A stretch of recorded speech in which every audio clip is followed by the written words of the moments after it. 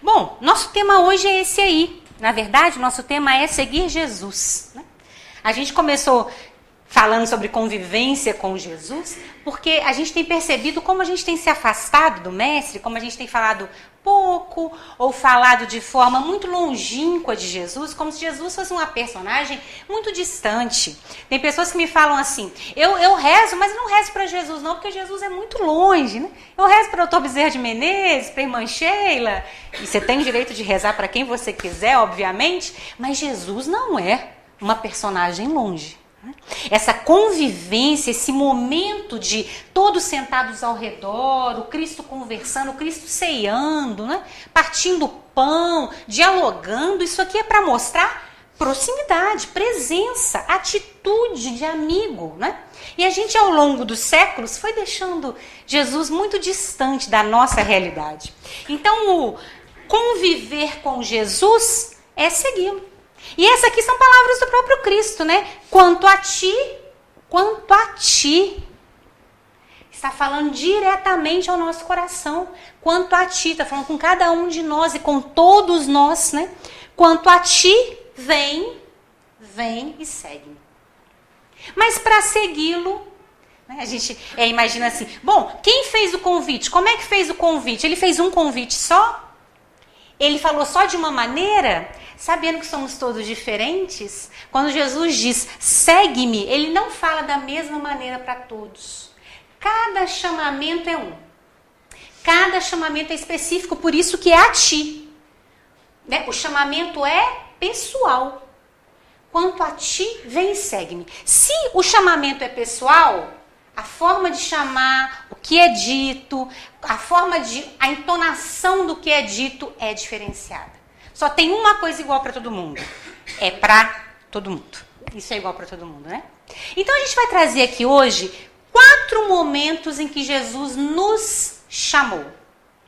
4 momentos. Aconteceram no Evangelho, aconteceram quando Jesus passou aqui pela terra. Mas a mensagem é para hoje, a mensagem é para a nossa vida, é para agora, né? Então houveram 4, muito mais, mas nós destacamos aqui 4 momentos em que Jesus nos chamou de formas diferentes, com entonações diferentes, mas para dizer sempre a mesma coisa. Acorda, sai do estado de paralisia e vem. O chamamento é sempre o mesmo, né? Então vamos começar aqui. Jesus tinha acabado o Sermão do Monte, estava descendo o monte, a gente sabe que o monte naquela região é um deserto, né? Não é uma montanha que a gente tem aqui, né? Não é um Morro do Cristo, por exemplo. É um montezinho, né? Jesus terminou a pregação, estava descendo. E a turba era imensa, era muito grande. Então Jesus passava e todo mundo querendo pegar, querendo conversar, querendo falar mais um pouco. Era uma agitação. Jesus passou e houveram 3 momentos narrados nos evangelhos sobre essa passagem aí, né? 3 pessoas pegaram o Cristo e falaram alguma coisa com ele. Vamos conhecer o primeiro. E ver como nós estamos dispostos a segui-lo, né?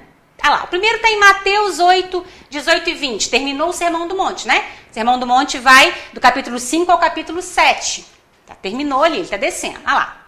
Jesus, vendo a turba ao seu redor, ordenou que partissem para um outro lado. Um escriba, aproximando-se, lhe disse, Mestre, eu te seguirei aonde fores. Jesus, porém, lhe disse, as raposas têm tocas e as aves do céu têm ninhos, mas o Filho do Homem não tem onde reclinar a cabeça. Né? Então, o pobre do escriba, que tinha tanto conhecimento, que era um doutor da lei, que era alguém que ficava na sinagoga estudando a lei judaica, houve uma resposta dessa. Vocês imaginem, né, como ele ficou assustado, igual a gente hoje em dia, né? As raposas têm as tocas, as aves dos céus têm ninhos, mas o Filho do Homem não tem onde reclinar a cabeça. Vamos saborear a passagem? Vamos pegar pedacinho por pedacinho? Vamos botar o chocolate na boca, né? Vamos deixar ele derreter, ó. Vamos começar assim. Era um escriba, era um homem da lei. Era um homem que estudava. Vamos pensar assim. Era um professor de universidade com PhD. Pra gente trazer para os dias atuais, né? Professor universitário com PhD. Já fez mestrado, já fez doutorado, fez o pós-doutorado. E aí esse homem, esse doutor da lei, esse PhD, chega perto de um homem pobre, simples, andava de sandálias, só andava a pé, não tinha frequentado a sinagoga, não fez faculdade, né? Se a gente está fazendo analogia, não fez faculdade, não esteve numa universidade. Então, esse professor PhD disse a esse homem aparentemente ignorante, mestre. Chamou ele de professor. Um homem que nunca tinha nem frequentado uma faculdade, né? Nunca tinha nem passado ali pelas leis, pelas leituras, né? Chamou ele de senhor. E mais, senhor, né, mestre? E mais, ainda disse assim, eu vou aonde você for, porque isso que você falou é de uma sabedoria incrível. Vou te seguir. Você falou um negócio que eu nunca nem tinha ouvido.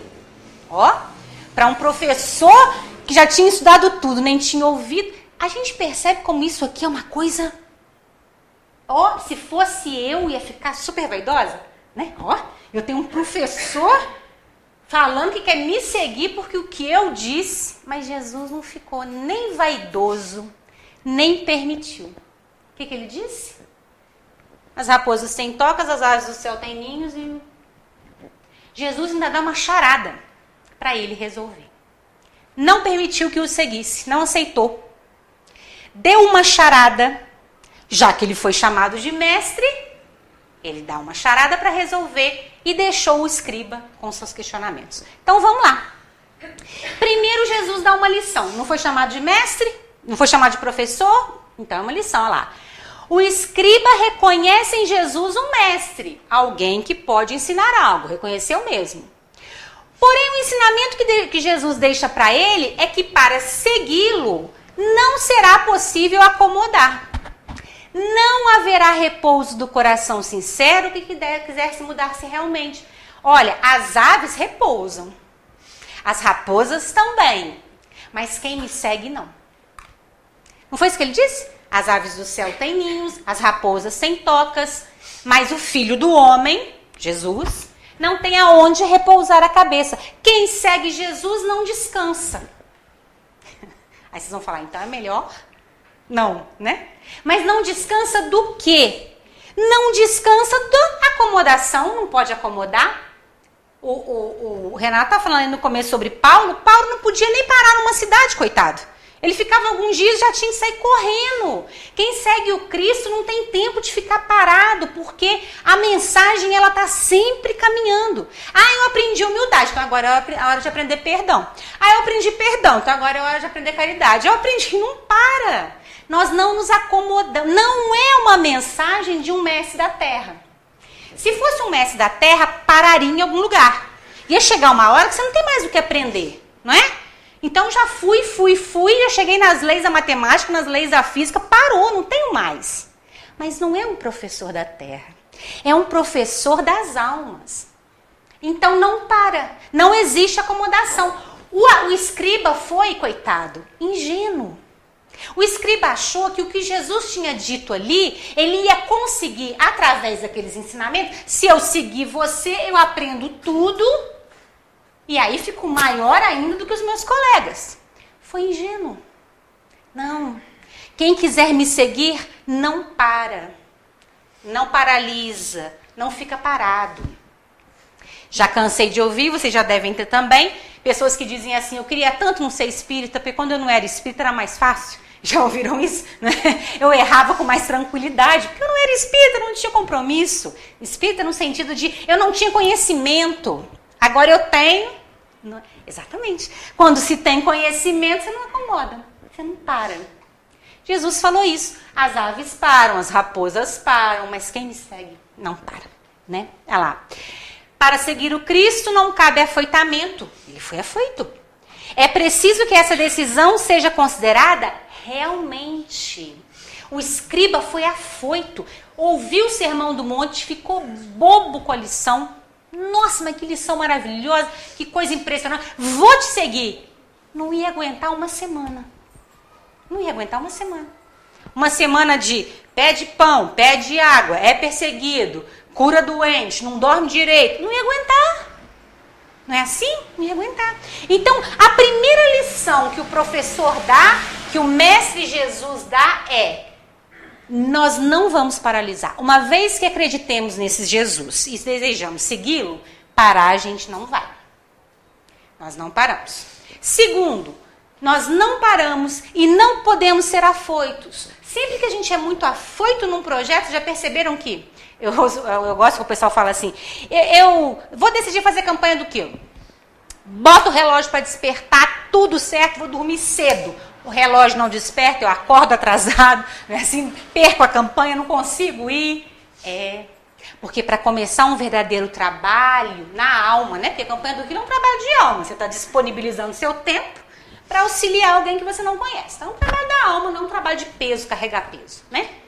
Toda vez que a gente se disponibiliza, se for afoito, perde o processo do trabalho. Perde o efeito do trabalho, né? Então Jesus disse para ele assim, pensa, olha, pensa no que eu disse. Te dei uma charada, pensa, raciocina. Pensa, respira e vê se é isso mesmo. Se fosse qualquer outro professor, teria ficado muito lisonjeado. Que um homem desse tenha lhe pedido para segui-lo. Ele fala, não, vem, pode vir. Jesus dá uma charada e continua passando. Não ficou, não. Não ficou para saber se ele soube, se ele descobriu, se ele entendeu. Falou e passou. Segundo momento também está lá em Mateus, como a gente disse, Jesus está passando. Um pegou no braço e falou, Senhor. E aí vocês me perguntam assim, como é que eles sabiam que era um escriba? Estava na multidão. Por que Mateus colocou lá? Um escriba pela roupa, não é? A sociedade de Jesus era toda estratificada pela roupa. Então, roupa X é de escriba, roupa Y é de povo, roupa tal é de senador. Não é assim? Todo mundo se reconhece pela roupa. Então, um escriba por causa da roupa. Jesus continua passando e a mensagem é essa aqui. Outro dos seus discípulos lhe disse, Senhor, permite-me ir primeiro enterrar meu pai. Jesus, porém, lhe diz, segue-me e deixa que os mortos enterrem seus próprios mortos. Mudou o tom, mudou a forma de dizer, não é? E não disse aceito. Oh, que coisa, né? Mas Jesus só não vai aceitar, eu estou dizendo que eu quero. Aí ele fala assim, calma, vamos entender o que você está falando, né? Ah lá, e aí aqui, né, segue-me, deixe que os mortos enterrem seus próprios mortos, é uma das passagens que os detratores do espiritismo usam para dizer que a gente fica incomodando quem já morreu, né? E que o espiritismo está errado por causa disso, porque Jesus já tinha falado que os mortos eram para ficar quietos. E a gente sabe que essa passagem não se trata disso. Obviamente que Jesus não ia dizer para um filho, para ele não enterrar o pai. Até porque a época de Jesus, como é uma sociedade patriarcal, e o filho mais velho tem responsabilidades muito sérias nessa sociedade, o filho mais velho tem que enterrar o pai. Não é pode ou não pode, ele tem, é uma obrigação do filho mais velho. Ele falou, me deixe lá enterrar meu pai. E Jesus ia dizer não? Desrespeita a ordem? Desrespeita o ensinamento? Desrespeita a sua família? Mas nunca em tempo algum, não é? Então aqui tem passagem, aqui tem uma mensagem a ser dita. Vamos prestar atenção em uma coisa, vamos saborear o chocolate. Primeiro, a gente está falando saborear o chocolate porque eu brinco, né, que as mensagens de Jesus têm que ser saboreadas, né, devagarzinho. Eu gosto de chocolate, vocês pensem aí no que vocês gostarem, né? Primeiro a gente tem Senhor. Não chamou de mestre, não chamou de professor, chamou de Senhor. A época de Jesus, uma sociedade patriarcal, Senhor era considerado como o pai, como aquele que sabe muito, aquele a quem nós devemos obrigação. É o pai, Senhor, né? Senhor, primeiro o Senhor me permite enterrar meu pai. Jesus diz isso aqui e passa. E o pobre do rapaz ficou sem saber o que fazer. Porque o que ele tinha dito é, me deixa aí com você, quero te seguir. Ele fala num outro tom que não foi como com o escriba e segue. Então vamos saborear. Jesus deu uma ordem, não foi? Para o escriba ele deu uma lição. Foi chamado de professor, professor da lição. Esse agora ele foi chamado de Senhor. Pai, Senhor, acima de mim. Então ele dá uma ordem. Vem e me segue. Foi uma ordem, né? Ah lá. O outro homem já era um de seus discípulos e reconhece Jesus como Senhor do seu coração. Perceberam? Um era um escriba, o outro já era um de seus discípulos. Nossa! Já era alguém que ouviu o evangelho e falou, gostei, achei bom. Perdoai os vossos inimigos, meu reino não é deste mundo. Gostei disso que eu estou ouvindo. Já reconheci Jesus. Reconheci. Somos nós. Acredito.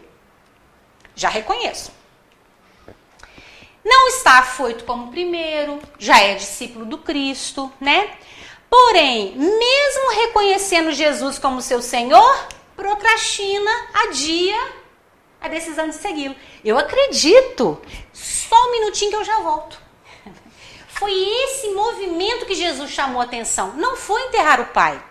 Se fosse enterrar o pai, voltamos a repetir, seria um absurdo da parte de Jesus. Não é? O que Jesus chamou a atenção dele, falou, opa, você acreditou, você entendeu, mas na hora de vir, voltou, falou, só um minutinho que eu já vou. Se no primeiro ele já disse que quem o segue não tem não tem sossego, né? Não paralisa, quem o segue faz desafios constantes. Não empurra com a barriga, né? Faz o desafio, então vem. Infelizmente o rapaz falou, só um minutinho, eu já vou. Não somos nós. Às vezes eu vejo pessoas lendo o evangelho e tem aquela passagem de Jesus assim. Se você olha para a mulher do próximo com olhos de adultério, já cometeu adultério. Não é assim? Aí as pessoas leem e falam assim, eu acho que exagerou aqui. Acho que não deve ser bem assim não. Afinal de contas é só olhar. Né? Então não deve ser isso, aí pula, né? Ou lê lá, se lhe baterem na face, dá outra. Não, isso aqui também deve ser um exagero, não deve ter sido bem assim, foi um problema de tradução, pula. Não é? Quer sempre ensinar. E duvidar do que está ali, né, Conceição? Acho que não é bem assim, não, deve ter sido um errinho aí de gramática. Não tem errinho de gramática nenhum. A mensagem é aquela mesma. É isso que a gente faz quando procrastina. Reconheço Jesus. Percebo a grandeza desse mestre, o reconheço como mestre, entendo o evangelho como um livro de fonte de água pura, mas na hora de seguir, não deve ter alguma coisa aqui que não é bem assim. Exatamente como a gente faz. Né? Ou então, o senhor está exagerando, Jesus está pedindo demais de mim. Né? É um fato que a espiritualidade superior tem um saque. Né? Tem um serviço de apoio ao cliente. Então a gente pode de vez em quando falar, opa, acho que está com defeito aqui esse negócio, vamos tentar corrigir, né? Isso é uma coisa. Outra coisa é eu pegar o evangelho, ler, entender, compreender, chamar Jesus de Senhor, falar pensando bem, espera só um minutinho que eu acho que isso aqui está equivocado. Não está, né? É exatamente a situação do rapaz. Já o rapaz então recebe uma ordem direta e clara, segue-me. Porque aquele que reconhece a luz do ensinamento espiritual não pode mais optar pelas questões puramente terrenas. Foi esse o aviso de Jesus quando falou, deixa os mortos, o cuidado de enterrar os seus mortos, não era para abusar do amor de um filho pelo pai, mas era para dizer, entre as questões espirituais e as terrenas, escolhe as espirituais. Porque essas não passarão, não é assim? Essas não passarão. Essas serão eternas. Faz a escolha. Escolhe verdadeiramente. Por isso que é uma ordem. Se ele foi chamado de Senhor, ele pode ordenar. Ô, Luciana, não é assim não. Jesus não ordena. Ordena. Porque tem hora que o chamamento para nós tem que ser para uma ordem. A gente está tão surdo, a gente está tão sem querer ouvir, que é uma ordem. Vocês já viram essas mensagens do Emmanuel, que parece que a gente até... assim, levou um safanão? Já leram mensagem do Emmanuel assim? Você fala, nossa senhora, acho que agora ele pegou pesado, né? Porque tem horas que é só pela ordem. Mas é pela ordem, então, porque nós estamos paralisados, completamente paralisados. Ali, ó, empurrando com a barriga. Vai, não vai. Faço, não faço. Aí vem uma ordem. Segue. O rapaz seguiu? Não. O pobre do rapaz voltou para enterrar o pai. E muito provavelmente não entendeu a mensagem. Que não era enterrar ou não o pai. Era decidir-se pelas questões espirituais ou terrenas. Ô, Luciana, mas então tá bom, eu acredito aqui no evangelho, eu sou espírita, eu me decido para as questões espirituais. Então tá jóia. Agora, nessa crise que nós tivemos aí dos caminhoneiros, como é que você ficou? Você ficou ansioso?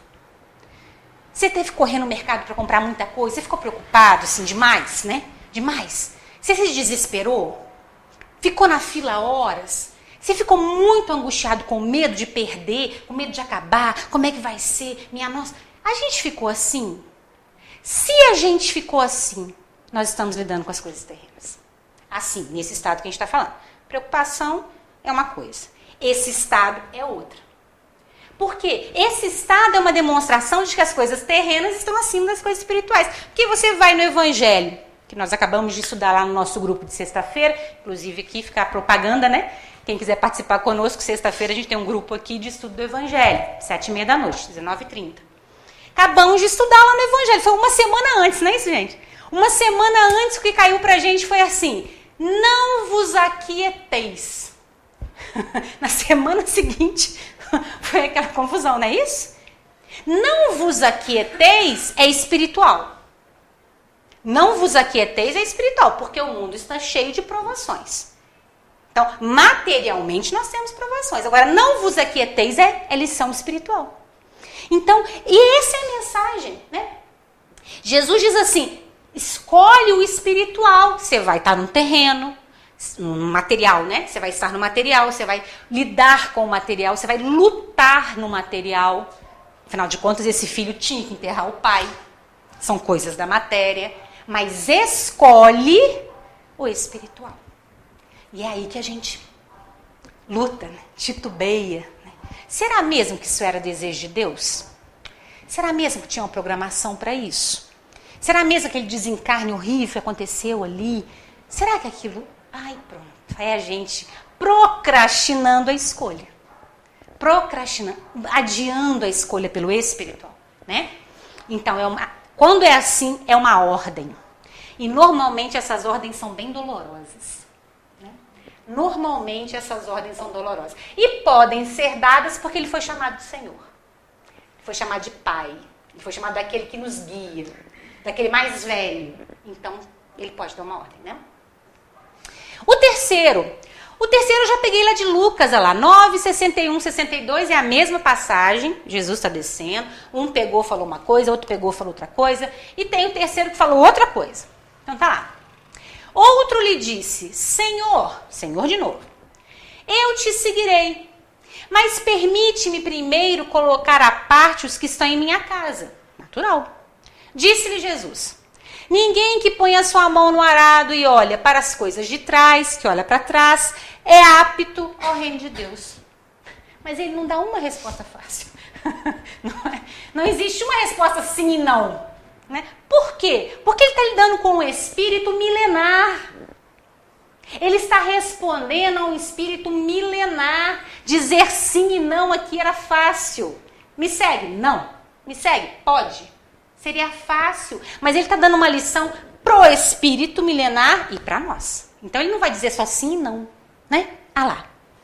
Outro diz, Senhor. Chamou de Senhor é porque já é discípulo. Já entende, já ouviu Jesus falando outras vezes, já gostou do que ele falou, já segue ele. Jesus vai falar ali, ele vai. Jesus vai falar ali, ele vai, já gosta de ouvir o que ele tem para dizer, né? Chamou de Senhor. Eu vou te seguir, eu gostei do que eu ouvi, essas suas palavras são boas palavras, eu só vou avisá-la em casa. Nada mais natural. Afinal de contas, seguir Jesus quer dizer sair de casa. Se a gente fosse interpretar essa casa, então a gente faria uma outra palestra, né? Mas seguir Jesus é sair de casa, deixar as coisas e seguir. Então nada mais natural que ele avisasse. Aí Jesus também bota isso aqui no meio do caminho. O pobre do rapaz não podia avisar em casa? Aí Jesus diz isso. Ninguém que põe sua mão no arado e olha para trás é apto ao reino de Deus.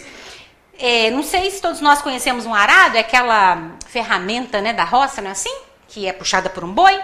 Então tem aquela parte de madeira, onde a pessoa segura, né? O agricultor segura, com rodas de ferro, não é? Para arar, sulcar a terra, né?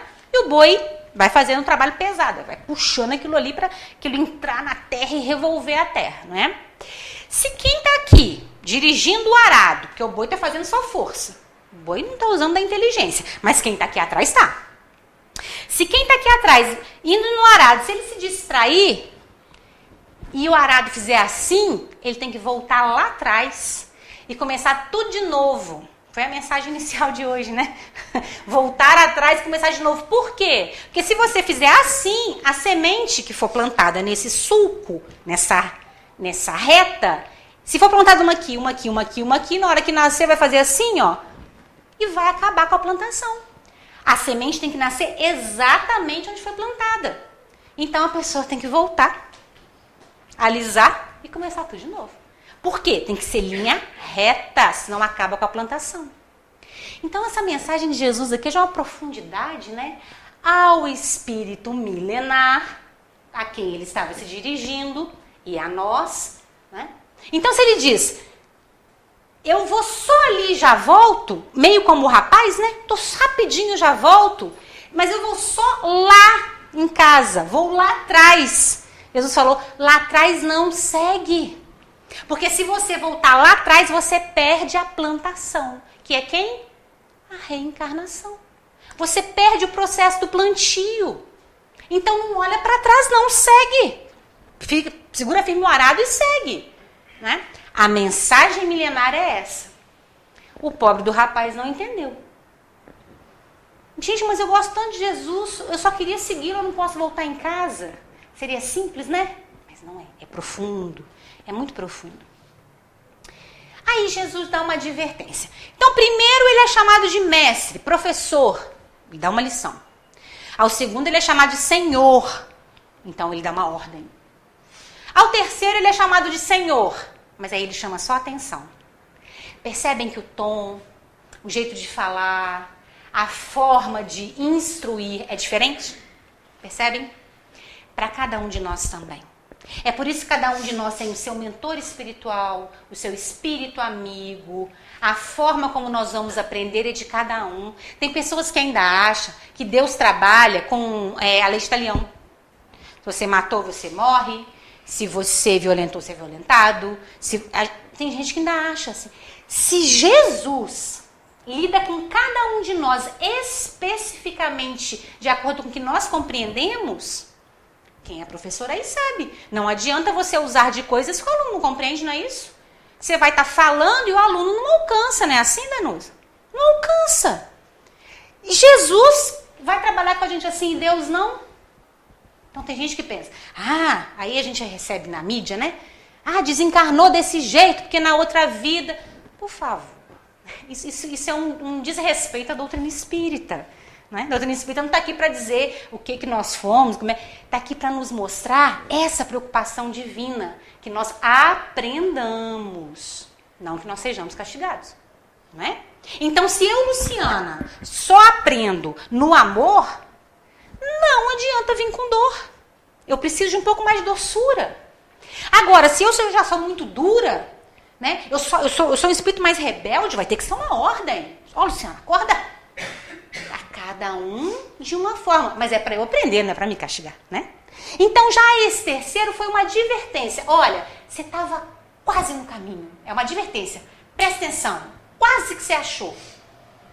Pensa no que eu estou falando. Aí, o rapaz já deve ter ficado lá pensando. Mas também não seguiu.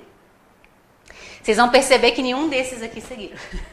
Não, todos que disseram, Senhor, eu quero seguir-te, no Evangelho não nos narra que seguiram, né? Deve ser a gente, né? Deve ser a gente. Lá. O homem também o reconhece como Senhor, ou seja, já tem consciência da sua dimensão espiritual, mas titubeia. Por que esse aqui, Jesus tem mais doçura, ou tem um outro tipo de atuação do que com o outro? O outro também titubeou. Esse também titubeou, mas a esse é uma advertência. Pare e pensa, amigo. É o que Jesus falou. Já o outro foi uma ordem. Segue-me. Qual foi a diferença aqui? Por que a um foi uma ordem mais severa e a esse foi um... Acorda, presta atenção, você está quase no caminho. Porque esse aqui titubeia querendo voltar para trás. E o outro quer empurrar para frente. Não é assim? Só um minutinho, só me espera aí que eu já venho. Esse aqui falou assim, eu só vou ali atrás e já volto. Ir atrás, voltar atrás, é culpa. Vamos dar o salto espiritual aqui da mensagem, né? Voltar atrás é culpa. Jesus falou, se você ficar na culpa, no pretérito, no passado, você não leva essa encarnação até o fim. Porque você paralisa da mesma maneira. Então, esse é uma advertência. Não se sinta assim. Não se sinta assim. Né? Lá. Nesse caso, o que o aprisiona no momento da sua escolha é o que ficou para trás. Não é assim? A gente sempre dá esse exemplo, né? Se Paulo tivesse ficado aprisionado, não seria o apóstolo do Cristo. Não seria. Se tivesse olhado para trás, teria perdido toda a plantação adiante.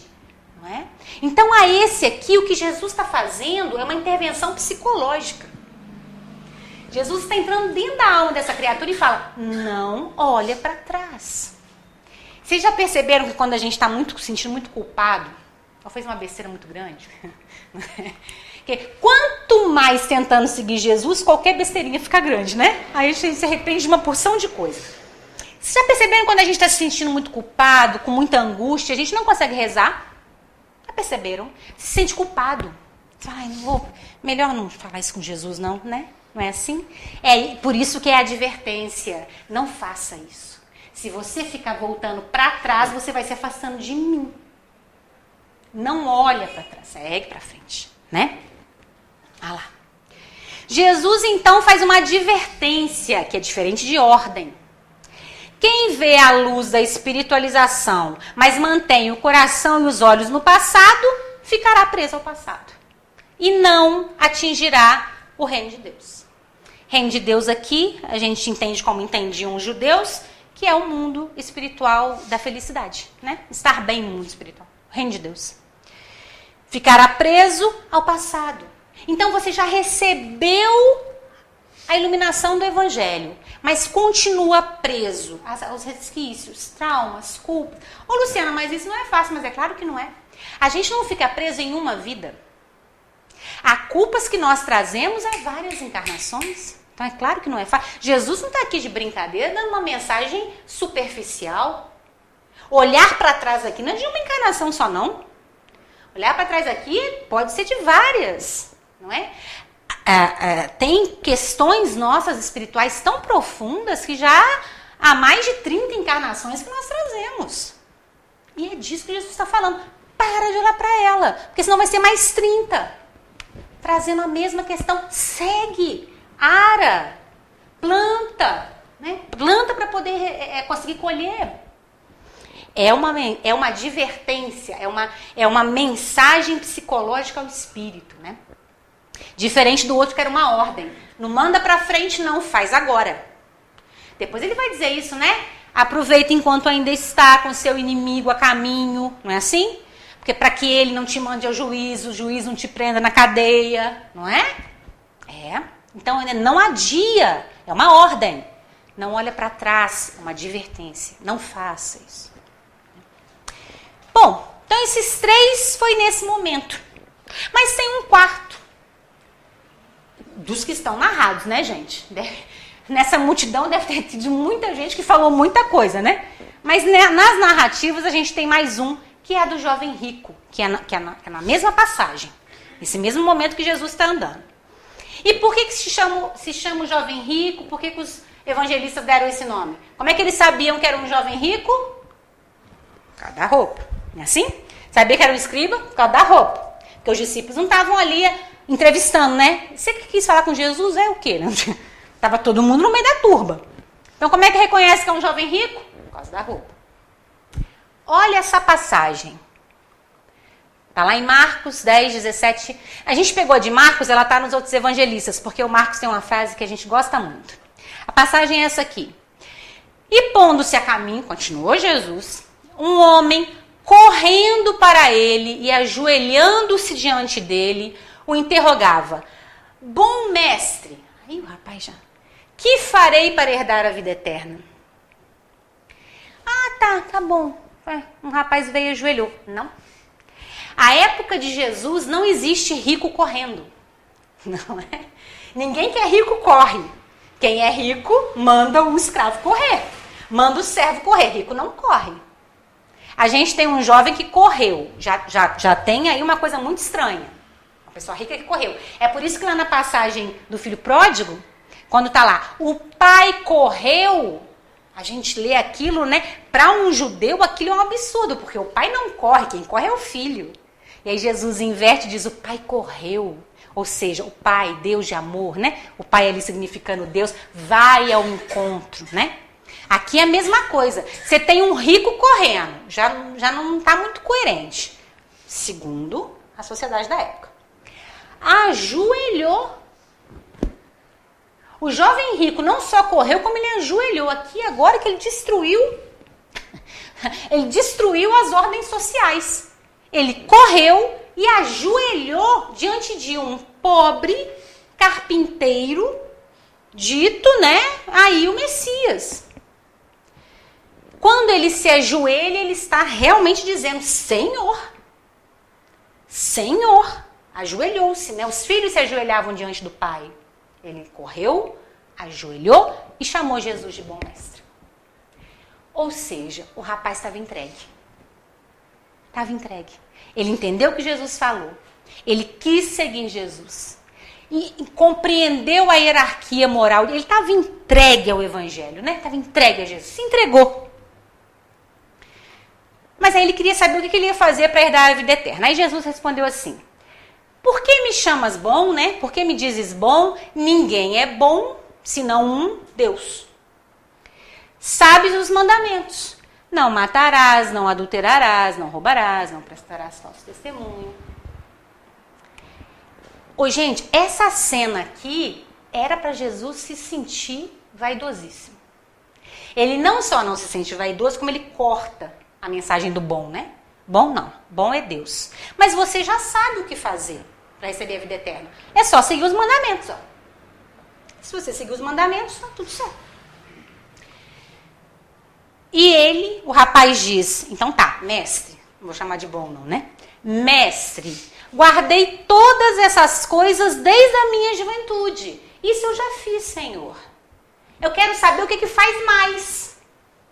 Aí só em Marcos tem essa frase aqui. E Jesus, fitando-o, o amou. E Jesus, fitando-o, o amou. O carinho que ele deve ter recebido essa criatura, né? Ele disse, uma coisa te falta. Vai, vende o quanto tens, dá aos pobres e terás um tesouro no céu. Vem e segue-me. Ele dá uma ordem e dá uma instrução. A esse aqui ele deu duas coisas. Ele, rapaz, pesaroso por causa dessas palavras, saiu entristecido, pois era possuidor de muitos bens. Também o rapaz não entendeu a mensagem, né? O rapaz era um rapaz órfão, tinha perdido os pais, era filho único. Quem dá essa informação para nós é a Amélia Rodrigues, um livro Primícias do Reino. Ele era um órfão, filho único, então ele tinha herdado muito dinheiro, ele era realmente muito rico. Era um bom rapaz, fazia suas orações no templo, era um rapaz bom, seguia realmente os mandamentos, né? Mas quando ele ouviu Jesus falar, Jesus disse, uma coisa te falta. Você já segue os mandamentos? Uma coisa te falta. Vai, vende o quanto tens e dá aos pobres. Será que a mensagem era para ele dar todo o dinheiro de uma vezada só? Jesus, que nos conhece profundamente dentro do nosso coração e sabe como é difícil. Quando a gente perde uma coisa, quando a gente tem que dar uma coisa nossa, e a gente fica assim, será que essa blusa ainda dá para usar? Aquelas coisas que a gente pensa, né? Será que Jesus, que nos conhece profundamente, vai pedir uma coisa tão radical assim, sem um sentido, sem uma mensagem moral por trás, tão material? Vende tudo. Até porque se ele vendesse tudo, ele não ia ter um lugar no céu só porque vendeu tudo. Correto? Correto. Vai, vende tudo o que tem, aí me segue. Então são 2 passagens. Olha como é que esse aqui é outra coisa, é outra forma de tratar, é outra forma de ensinar, né? E essa frase aqui, né? Olhando para ele, o amou, entendeu completamente aquela alma, deu uma advertência séria, mexe com os brios materiais. Isso é para mexer com os brios materiais. Mexer, mas tudo. Nossa, mas tudo eu não consigo. Ela saiu triste. Tudo eu não consigo, Jesus. Tudo não dá, né? E me segue. Aí que não deu mesmo. Não deu nem para vender tudo, quem dirá para seguir Jesus. Perceberam que os 4, Jesus não falou vem? Deve ter uns que ele fala vem. Deve ter uns que ele fala já era para ter chegado há muito tempo, chega para cá, né? A cada uma mensagem. Nos narra Amélia Rodrigues que o rapaz saiu muito triste também, porque ele era muito rico, então ele corria de biga. Aquelas bigas, né, romanas, que é um cavalo, é a biga. Ele tinha cavalos árabes, ele era muito rico, ele tinha... E era um jovem, então a diversão da época era essa. E ele ia correr semana que vem, numa corrida importante, chique. Os amigos também iam correr, uma coisa de jovem. Ele ia ter ali uma atividade com os amigos. Então ele ficou muito triste, porque Jesus não era de dar a mensagem e ficar parado esperando. Ele dava a mensagem e seguia. E o jovem tinha corrida, e Jesus mandou dar tudo. E ele pensou, não vai dar. Não vai dar. Foi para a corrida, na outra semana, né? Ele foi para a corrida. E aí quem nos conta o que acontece com ele é Amélia Rodrigues, no livro Primícias do Reino, psicografia de Divaldo Pereira Franco. A mensagem se chama O Mancebo Rico, é sobre essa passagem.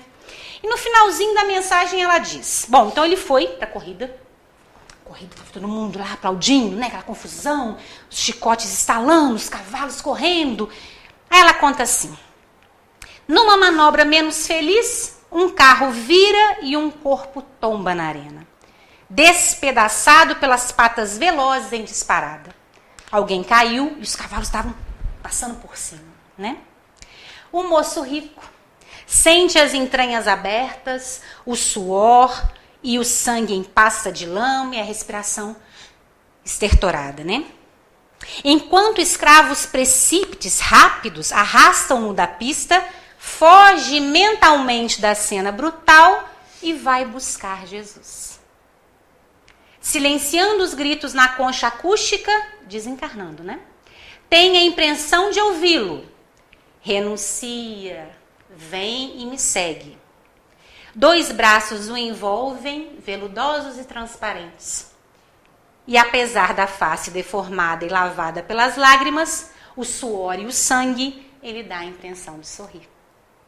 O rapaz ia desencarnar na semana seguinte. Ele ia desencarnar. Ele o fitando, o amou. Você imagina, né? Imagina para Jesus, olhando para ele, sabendo desse destino, sabendo que assim seria, e sabendo que se ele toma a decisão aqui nesse momento, ele daria um salto.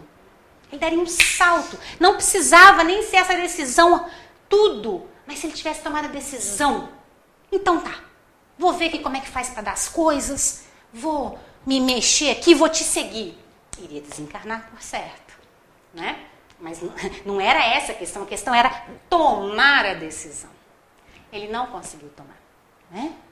Então, percebam, meus amigos, a cada um uma informação, um jeito de dizer, uma mensagem, uma forma, mas sempre dizendo a mesma coisa. Toma uma decisão. Faz uma escolha, né?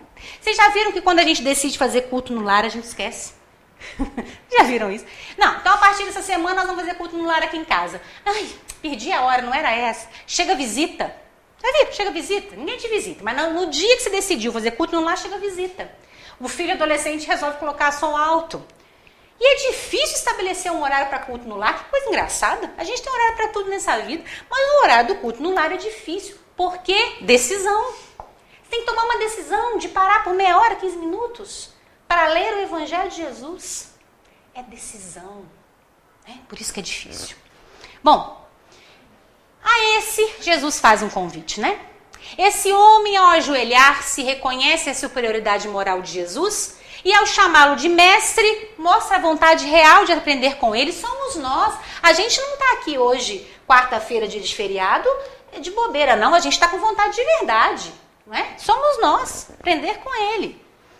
Ele, de fato, já realizava os mandamentos e tinha os preceitos morais dentro do seu coração. Já reconhecia, já era um bom rapaz, já ia ao templo, já rezava, ele já fazia parte dele, assim como nós, né?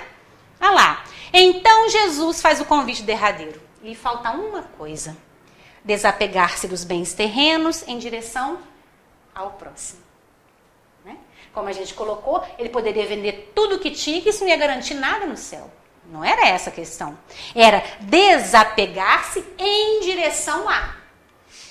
Então percebe, a gente hoje em dia já leu o Evangelho, já quer até estudar, viemos aqui sexta-feira para estudar, já vimos aqui no centro, já fazemos a caridade, já reconhecemos sobre o perdão, podemos até não senti-lo com tanta força, mas a gente já quer sentir, queria tanto, meu Deus, já poder estar perdoando os outros, não é? A gente já está nesse caminho aqui, ó.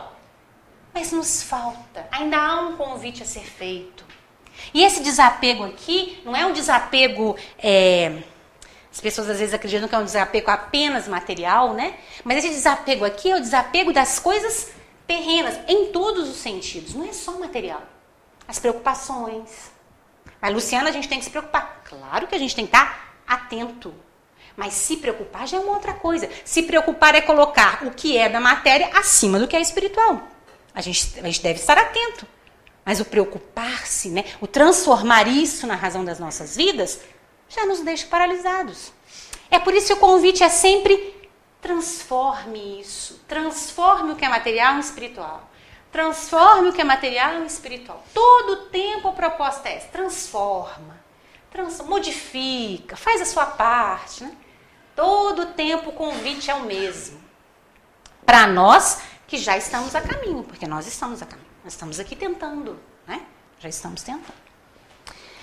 Vamos finalizar com uma mensagem da Joana de Ângeles, está lá no livro Leis Morais da Vida, e a mensagem se chama O Intercâmbio Social. E ela diz assim: viver o Cristo é também conviver com o próximo, aceitando-o conforme as suas imperfeições, sem constituir-lhe fiscal ou pretender corrigi-lo. Oh, meu Deus, que difícil! Antes acompanhando-o com bondade, inspirando ao despertamento e à mudança de conduta. Oh, meu Deus, que difícil. Porque se for para inspirar, eu já quero ordenar. Né? Se for para constituir-lhes fiscal, porque eu sei mais do que ele. Então eu posso ser fiscal dele, porque eu sei mais do que ele. Né? Desapegar também é isso aqui. Desapegar da ideia de que só a gente sabe, o outro não sabe, a forma do outro fazer está errada, a minha está certa. Não é? Conduzi-lo sem ordenar é dificílimo. Né? Eu quero do meu jeito, não pode ser do seu. Ah lá. Então ela está dizendo assim, viver com Cristo é passar esses apertos aqui. Ó. Por isso que não dá para ficar paralisado. Você ficar pensando, ai meu Deus, eu não posso fazer isso, eu não posso, eu deveria estar ajudando dessa forma. É difícil, é muito difícil. Continua ela finalizando. Se conseguires conviver pacificamente com os amigos difíceis e fazê-los companheiros, terá logrado êxito. Opa! Porquanto Jesus em teu coração estará sempre refletido no trato, no intercâmbio social com os que te buscam e com os quais ascendes na direção de Deus. Conviver com Jesus é conviver com o próximo. Não é assim? E não é essa a passagem dele? Se deste água a um desses pequeninos, foi a mim que deu água. Se deste abrigo a um desses pequeninos, foi a mim que deu abrigo. Não é assim? Conviver com Jesus é conviver com as dificuldades do outro e as minhas. Se eu conseguir fazer deles companheiros, logrei êxito. Êxito em quê? Nessa encarnação, nessa charrua, nesse arado. Logrei êxito nesse plantio, que a gente não pode esquecer, meus amigos, que tem um departamento lá no mundo espiritual, narrado para nós no livro Nosso Lar, do Espírito André Luiz, que se chama Departamento da Intercessão. Lembram dele? Adoro esse departamento. Gosto muito dele. Espero que ele esteja muito cheio, né? O que o Departamento da Intercessão faz? pessoas que nos amam vão lá e falam assim: eu trabalhei esse tanto aqui de horas, queria reverter esse tanto aqui de horas para Luciana. Que é isso? Ajuda ela lá por mim. Chama intercessão. Ajuda ela lá por mim. Eu não tenho condições de ajudar, mas eu trabalhei esse cadinho aqui. Você pode, por favor, ajudar ela? Olha, que é isso, hein?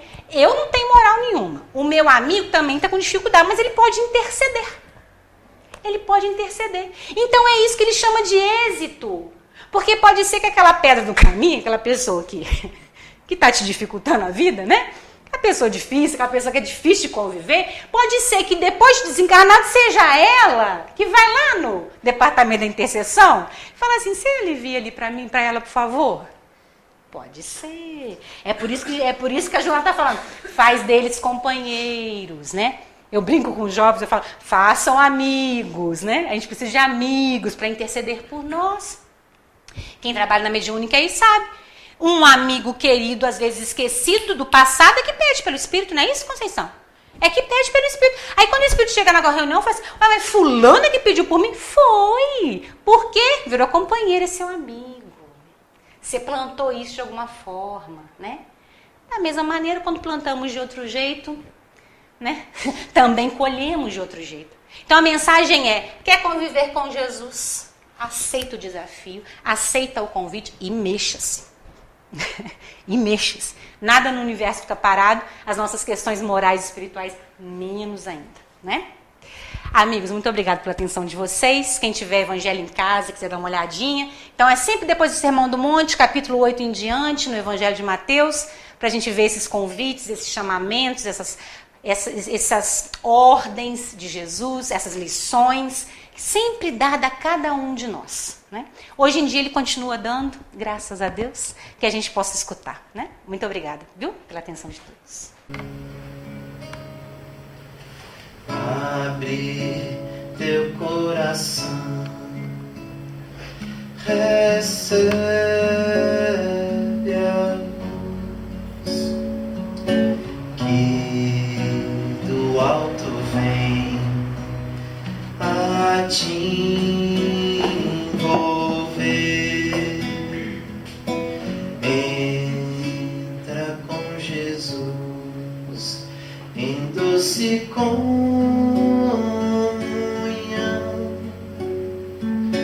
para amenizar teu padecer.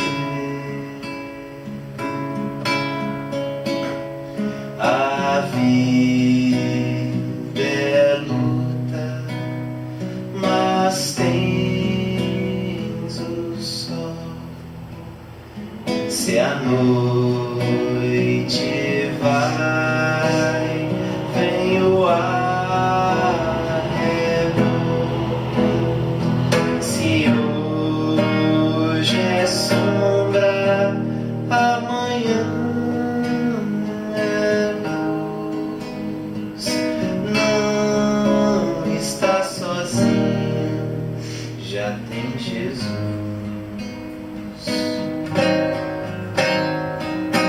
Ergue todo dia a tua prece, reforça em tua alma a confiança, embora o amargor da luta ingente.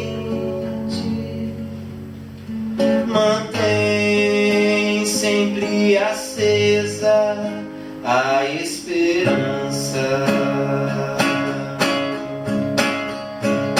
Enxuga o pranto e vem cantar, vencendo a mágoa, aprende a amar.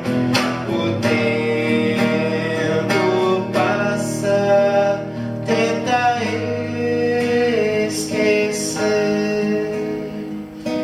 faze de tua vida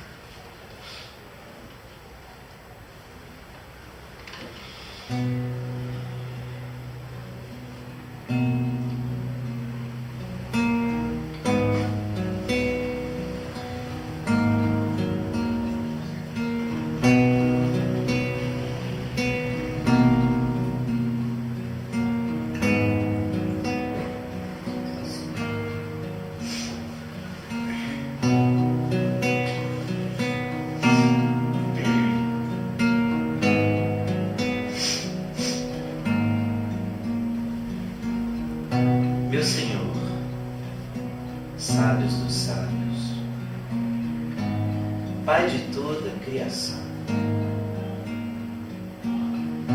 Põe a doçura em meus lábios e a fé no meu coração.